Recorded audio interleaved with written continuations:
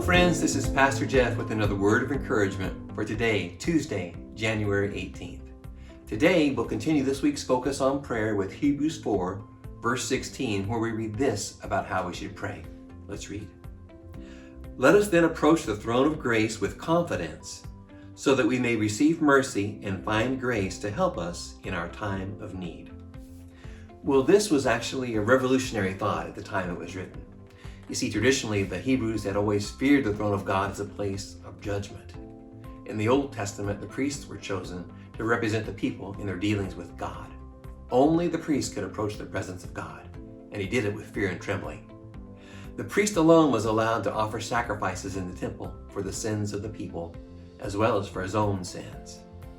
The writer of Hebrews spends considerable time explaining that now, as believers, we no longer need an earthly priest to represent us in spiritual matters, because now Jesus is our great high priest. The Bible teaches us that he lived a sinless life, he paid the penalty for our sins by his death on the cross, and he rose from the grave on the third day, then ascended to heaven. And it says that he sits now at the right hand of God the Father as our great high priest. And what a wonderful high priest he is, for he took our sins upon himself at the cross, and he places his righteousness upon us when we place our faith in him.